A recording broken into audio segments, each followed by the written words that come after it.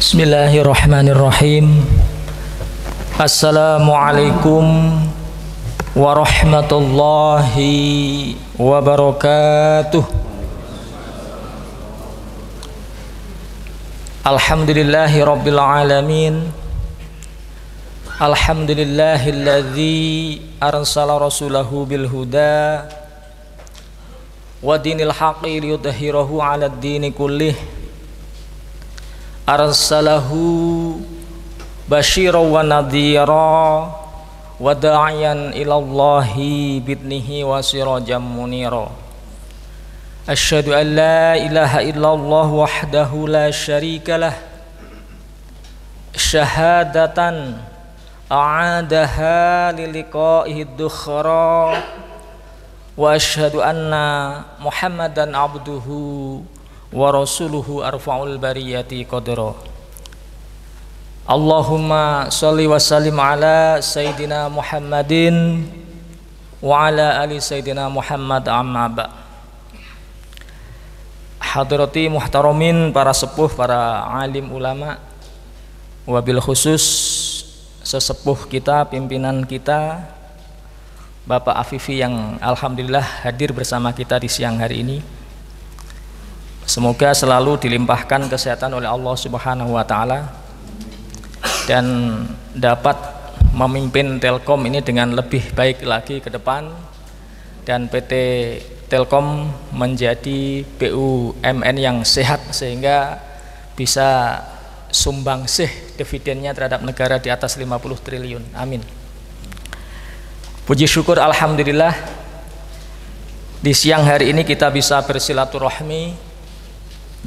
Dan alhamdulillah pada siang hari ini kita diberi tema yang luar biasa terkait dengan adaptif dan kesuksesan bekerja. Hadirin yang dimuliakan oleh Allah Subhanahu wa taala, kita hari ini sedang memasuki perubahan sosial yang sangat cepat. Perubahan adalah proses discontinue dari tata masyarakat. Perubahan ini lahir akibat perkembangan ilmu pengetahuan, lahir akibat perkembangan sosiologi, dan juga lahir akibat perkembangan filsafat manusia yang itu mempengaruhi cara berpikir masyarakat.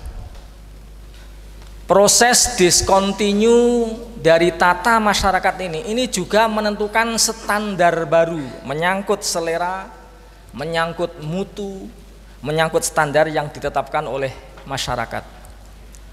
Karena adanya tuntutan-tuntutan baru standar kehidupan masyarakat, tentu kita harus juga pandai beradaptasi terhadap tuntutan-tuntutan yang hari ini muncul di dalam kehidupan kita sehari-hari. Kalau kita mengutip salah satu penulis, misalkan dalam Zero Growth itu Peter Diamandis menulis bahwa eksistensi dari seseorang, eksistensi dari lembaga, dari perusahaan ini sangat ditentukan dengan bagaimana mereka adaptif terhadap perubahan. Ada 3 faktor yang sangat berpengaruh terhadap eksistensi individu, terhadap eksistensi perusahaan. Yang pertama disebut dengan change. Mau tidak mau, siapapun dia, manusia, perorangan, lembaga, termasuk perusahaan ini harus menyesuaikan diri dengan tuntutan-tuntutan perubahan. Dan kita harus berani menerima perubahan sebagai cara baru yang mengatur kehidupan kita. Yang kedua, faster. Mau tidak mau, seringkali munculnya perubahan itu melahirkan konflik dengan kita. Dalam bahasanya Erich Fromm, dalam bahasanya The Third Wave-nya Alvin Toffler itu disebut dengan culture shock. Munculnya perubahan karena diikuti dengan tuntutan adanya standar baru yang ditetapkan oleh masyarakat. Ini seringkali melahirkan apa disebut dengan culture shock. Kejutan peradaban, kejutan kebudayaan. Apa ini? Kok begini? Kenapa masyarakat kok tuntutannya selalu berubah? Kenapa? seleranya juga berubah dengan standar baru yang berubah. Tuntutan-tuntutan seperti ini pada awalnya seringkali melahirkan apa disebut dengan culture shock, tapi kemudian akan melahirkan konfrontasi, kemudian akan melahirkan negosiasi, dan pada akhirnya adalah adaptasi sebagai bentuk bagaimana akomodasi agar perubahan itu kompatibel dengan apa peran-peran yang kita lakukan hari ini. Kita sebagai karyawan dan juga sebagai bagian dari PT Telkom tentu kita harus merespon kondisi seperti ini. Apalagi kita hari ini sedang berhadapan dengan tren paradigma baru perubahan, di mana kalau kita melihat dari bahasa Sei Zhusil dalam Human Resource Management in the 21st Century ini, hari ini kita sedang memasuki zaman di mana terjadi pergeseran dari manpower to computer power. Adanya pergeseran ini menjadikan kemudian mau tidak mau memaksa kita harus berani menerima perubahan sebagai cara baru yang mengatur kehidupan kita. Apalagi kita ini sebagai umat Islam, bahwa kita ini diajarkan oleh para ulama, para alim ulama, para pemikir-pemikir Islam bahwa merespon perubahan dengan cara adaptif ini adalah satu tuntutan yang tidak bisa kita abaikan, tidak bisa kita tolak. Dalam salah satu kitab yang berjudul Syarah Diwan, Imam Syafi'i itu menulis bahwa ma min maqamin lidzil akli wal adabi an rohatin wada'il autani wa'tarib. Bukan pada tempatnya, bukan pada makomnya bagi orang yang punya akal, bagi orang yang punya adab, bagi karyawan, bagi pimpinan, anrohatin untuk santai, cepat menikmati konsumsi serba mewah dan berpuas diri dengan kondisi yang ada. Wadail autoni wa'tarib, tetapi ada tuntutan bagi mereka untuk selalu mobile, bergerak merespon tuntutan-tuntutan baru yang hadir pada kita hari ini. Kenapa? Walukulin ila sya'wil uliya harokatun walakin azizun minar rijali sabatun. Tuntutan untuk kita bergerak mobile, untuk bergerak kreatif, untuk merespon tuntutan hari ini yang sedang hadir di hadapan kita semua, ini bukan saja tuntutan bagi orang-orang yang berakal, tetapi ternyata semua tujuan untuk sampai kepada puncak kesuksesan, walukulin ila sya'wil uliya, derajat-derajat ketinggian, derajat-derajat kemuliaan, itu perlu namanya harokah, perlu namanya mobilitas, perlu yang namanya inovasi, perlu yang namanya bagaimana terus mengembangkan kreativitas agar peran dan produk yang kita tampilkan hari ini kompatibel dengan standar baru yang ditetapkan oleh masyarakat. Walakin azizun minar rijali sabatun, tetapi sebagian dari manusia itu memilih inisiatif untuk tidak merespon perubahan, sehingga dia mengambil inisiatif untuk diam, tidak merespon dengan cara adaptasi yang cepat. Akibatnya apa? Kita bisa belajar dari kasus di Jepang. Produksi Nokia hari ini diakuisisi oleh Samsung. Salah satu problem yang kenapa hari ini Nokia diakuisisi oleh Samsung, karena manajemen di Nokia ini mengalami apa yang disebut dengan seniority syndrome. Mengalami apa yang disebut dengan seniority syndrome, di mana mereka gagal untuk melakukan perubahan manajemen karena masih tertumpu bahwa sesama biskota itu dilarang untuk saling menyalip, saling mendahului. Padahal manajemen hari ini bicara, kepemimpinan hari ini tidak ditentukan oleh senioritas. Kepemimpinan hari ini ditentukan oleh kreativitas dan kapabilitas. Inna khairakum man istajarta al-qawiyyu al-amin. Sebaik-baik orang yang kamu pilih sebagai pemimpin adalah mereka yang punya al-qawi, kemampuan. Ini disarah oleh Ibnu Battal dalam sarah Muslimnya sebagai kuwatul ilmiyati wa kuwatul ahmaliyati. Sebagai orang, pertimbangan pertama memilih kepemimpin adalah kapasitas yang ditandai dengan kuwatul ilmiyati, aspek wawasan, menguasai medan, menguasai wilayah, menguasai tugas dan fungsinya, dan juga kuwatul amaliyati, mereka punya etos kerja yang baik. Jadi pertimbangan-pertimbangan ini bukan ditentukan oleh senioritas, tetapi pada kapasitas dan kreativitas. Ketika Nokia telat adaptif mengambil respon untuk bagaimana segera melakukan perubahan, merespon tuntutan standar baru tentang manajemen dan kepemimpinan, akhirnya dia gagal untuk survive. Dari dulu sampai hari ini tagline-nya masih tetap connecting people, padahal orang hari ini punya HP itu pengennya take the world in your hand. Bagaimana meletakkan dunia dalam tanganmu, bagaimana mereka bisa menikmati unintegrated entertainment, bahwa melalui HP mereka bisa menemukan, bisa mendapati seluruh kebutuhan manusia ini bisa ditentukan hanya difasilitasi dengan satu HP. Ini betapa adaptasi terhadap perubahan ini menjadi salah satu keharusan yang tidak boleh kita tawar-tawar lagi. Walikulin ila sa'wil ulia harokatun. Jadi kita butuh mobilitas, butuh kreativitas, butuh inovasi dalam konteks kita memastikan bahwa produk yang kita ciptakan ini adalah kompatibel dengan standar baru yang ditetapkan oleh masyarakat. Yang kedua, Islam ini adalah agama visioner. Istilah visioner ini biasanya terkait dengan tujuan hidup. Pemimpin yang visioner itu biasanya pemimpin yang mampu merumuskan sebuah tujuan yang detail dan tepat untuk kebutuhan masa depan. Dan Islam ini disebut sebagai agama yang visioner karena Islam ini agama yang demikian luar biasa memberikan perspektif visi kehidupan yang luar biasa. Salah satu visi kehidupan yang menjadi basis spiritualitas Islam adalah visi yang disebut dengan hasanah dunia wal hasanah akhirah.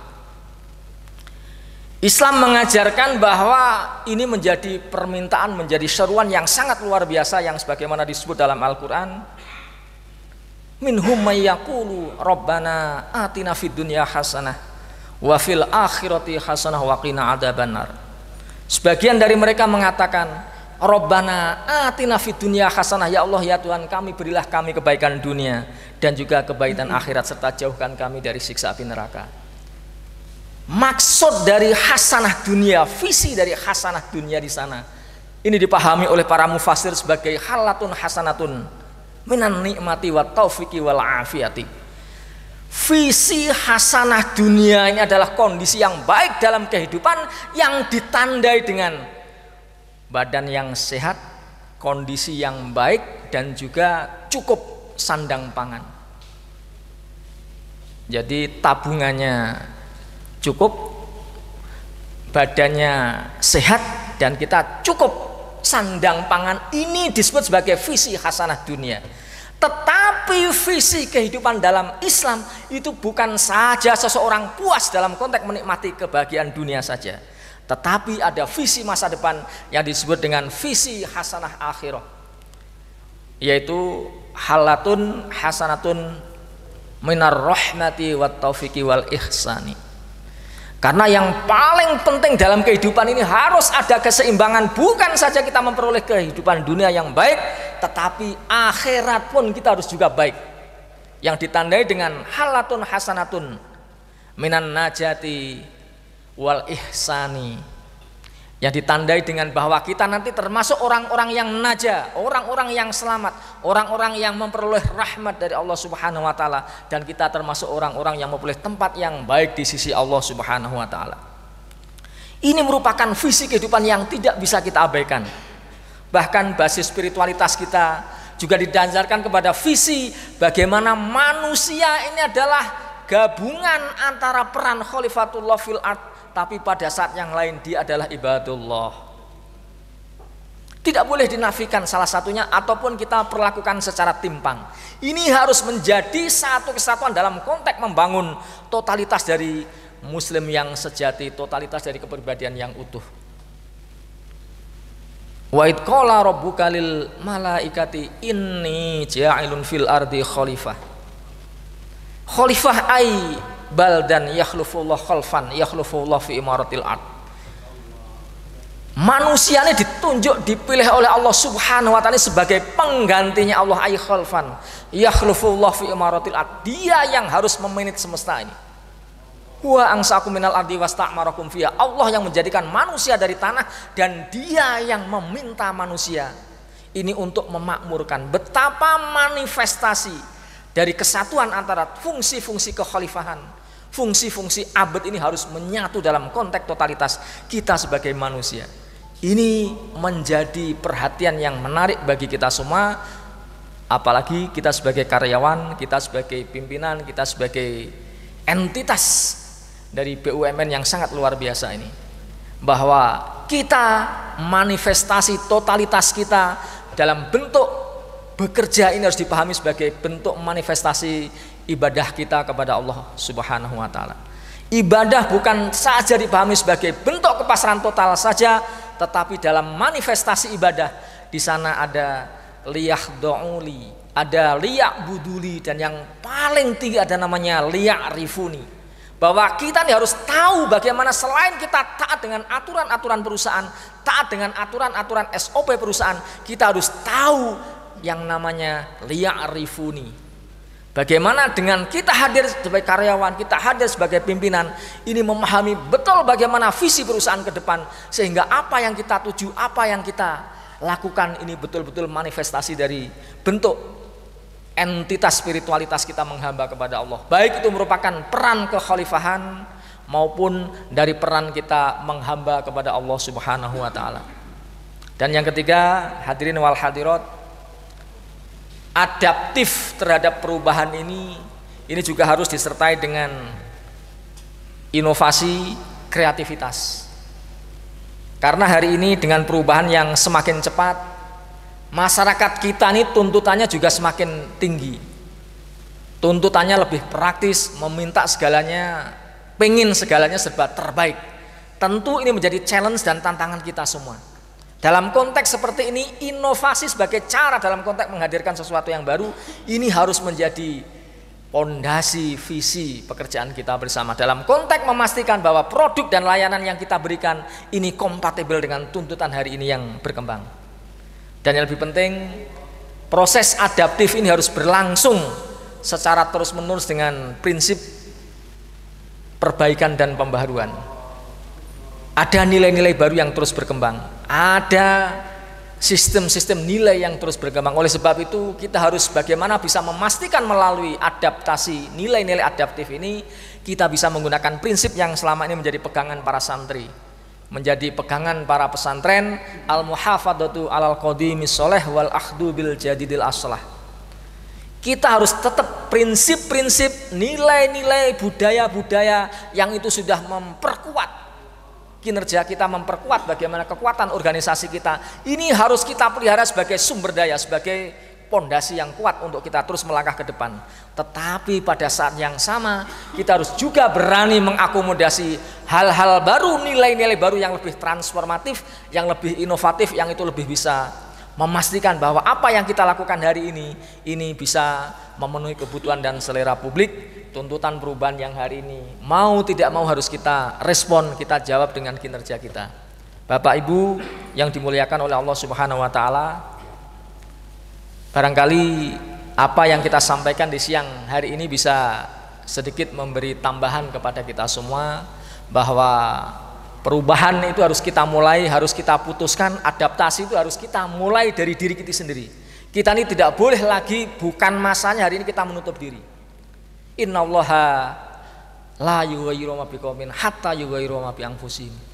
Inisiatif mengambil perubahan ini harus kita awali dari visi kita untuk mau berubah. Harus kita mulai dari diri kita, harus menjadi visi bersama bahwa hanya dengan kita merespon perubahan sebagai cara baru yang mengatur kehidupan kita, apa yang kita lakukan hari ini selalu kompatibel dengan standar baru yang ditetapkan oleh masyarakat. Aku qouli hada wastaghfiruhu innahu ghafurur rahim. Atlubu minkum alafa. Wassalamualaikum warahmatullahi wabarakatuh.